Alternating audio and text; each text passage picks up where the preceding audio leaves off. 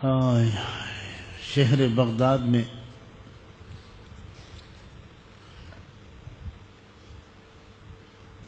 ایک بہت رئیس شخص رہا کرتا تھا، بہت دولت تھی اس کے پاس۔ اچانک وہ ایک بیماری میں مبتلا ہو کر چٹپٹ دنیا سے چلا گیا۔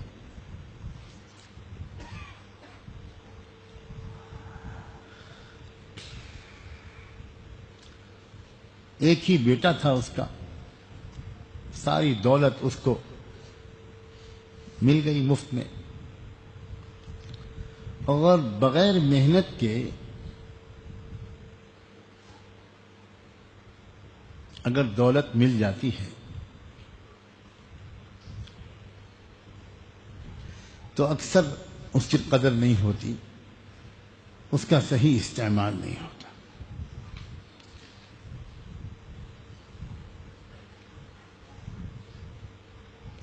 چنانچہ اس بیٹے نے بھی اس دولت کو شراب میں، کباب میں، شباب میں لٹانا شروع کر دیا۔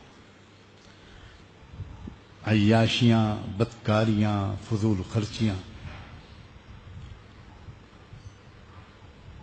یہاں تک کہ ان حرکتوں کی وجہ سے مہلک بیماریوں میں مبتلا ہو گیا، بستر سے لگ گیا، علاج ہوتا رہا مگر کسی علاج سے کوئی فائدہ نہیں ہوتا تھا۔ اس کی ماں، بیوہ ماں، وہ بہت نیک تھی۔ اس زمانے میں سیدنا حسن بصری رحمۃ اللہ علیہ سب سے بڑی شخصیت تھے، اور لاکھوں لوگ ان سے اپنی اصلاح کراتے تھے۔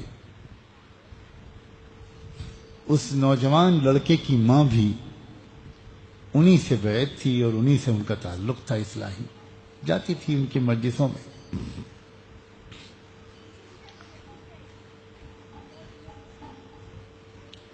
بہت سمجھاتی تھی اپنے بیٹے کو، بہت روتی تھی،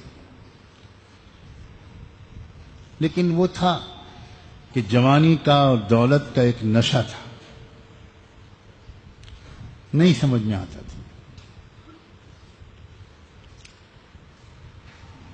یہاں تک کہ نوبت یہاں تک پہنچ گئی کہ وہ بھی سمجھ گیا کہ بس اب میں ایک آدھ دو دن کا مہمان ہوں۔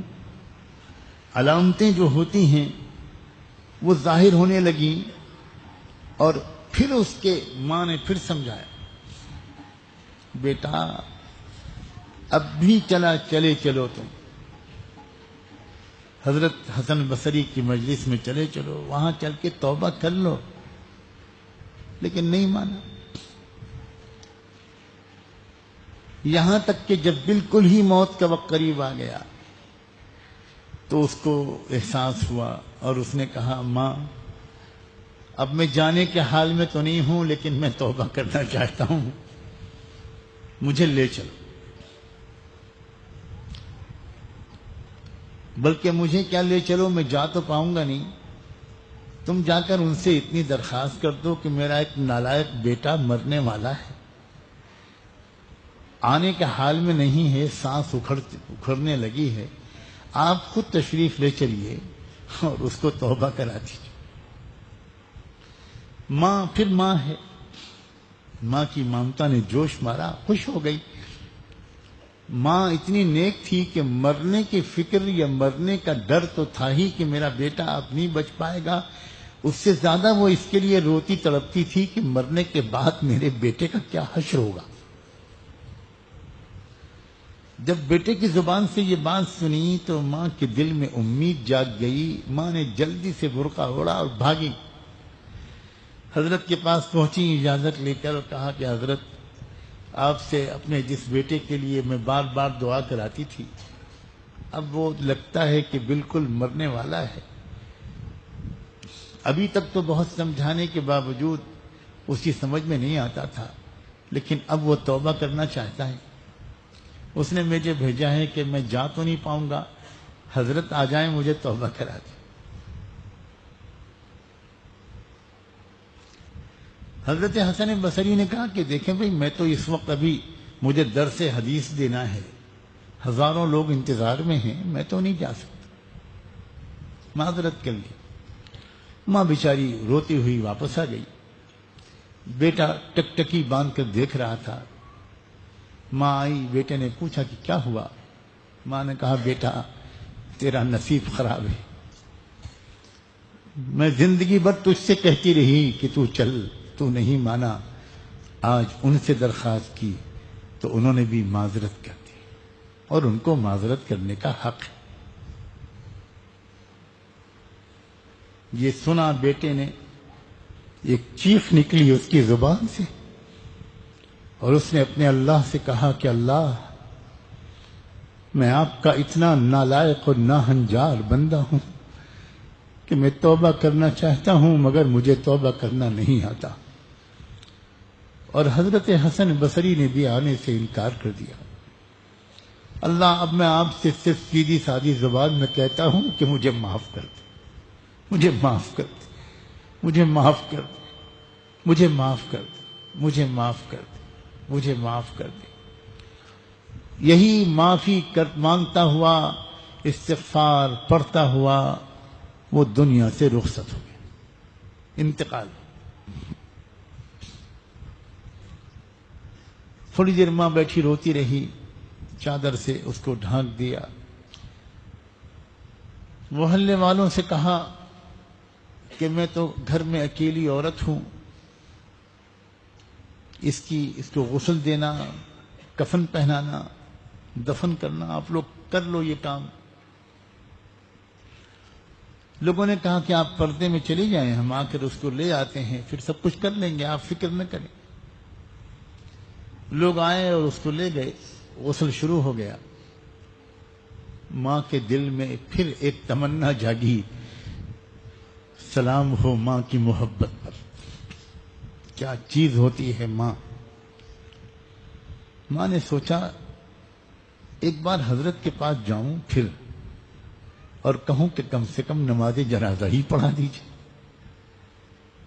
شاید ان کی نماز جنازہ پڑھانے کی برکت سے میرے بیٹے کی مغفرت ہو جائے.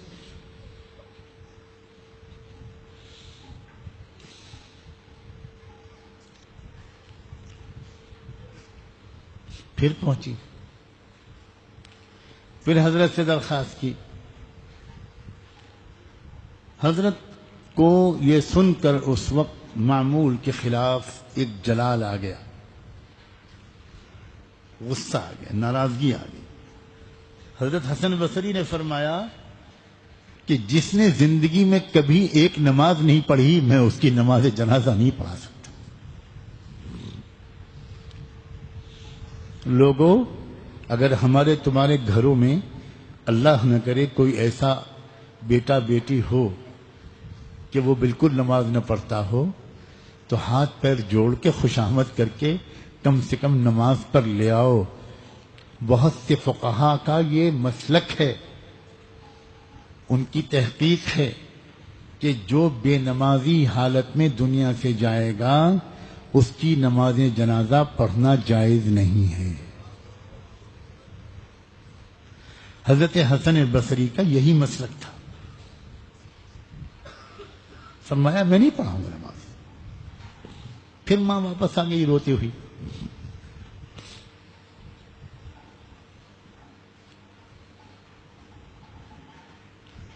محلے والوں نے آ کر کہا کہ اماں جنازہ تیار ہے، نماز کون پڑھائے گا؟ ماں نے کہا کہ بیٹا آپ لوگ آپس میں مشورہ کر لو، محلے میں جس سے چاہو پڑھوا لو. یہ اچھا. وہ لوگ تیاری کرنے لگے، مشورہ کرنے لگے. اتنے میں دروازے پر دستک ہوئی. یہ عورت، بیوہ عورت دروازے پر گئی، پوچھا کون صاحب ہیں؟ تو باہر سے جواب آیا، میں حسن ہوں. حضرت آپ تشریف لائے؟ ہاں. تمہارے بیٹے کی نماز جنازہ پڑھانے کے لیے آیا ہوں۔ اللہ اکبر، حضرت آپ نے تو منع فرما دیا تھا۔ کہا ہاں بالکل صحیح ہے بہن، میں نے منع کر دیا تھا، لیکن ہوا کیا، وہ میرے قیلولے کا وقت تھا، میں ذرا دیر کے لیے قیلولے کے لیے سے لیٹا، میری آنکھ لگی تو میں نے ایسا سنا کہ جیسے اللہ رب العزت مجھے ڈانٹ رہے ہیں۔ وہ کہہ رہے ہیں حسن ابھی بھی موقع ہے، جلدی جاؤ، میرے ایک ولی کی نماز جنازہ پڑھانے سے تم نے انکار کر دیا۔ اگر تم نے میرے ولی کی نماز جنازہ نہ پڑھائی تو جو کچھ تمہارے سینے میں ہے میں سب چھین لوں گا۔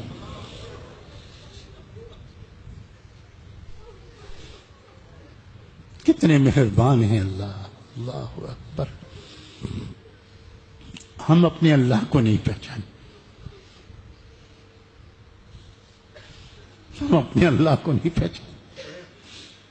زندگی بھر کا گنہگار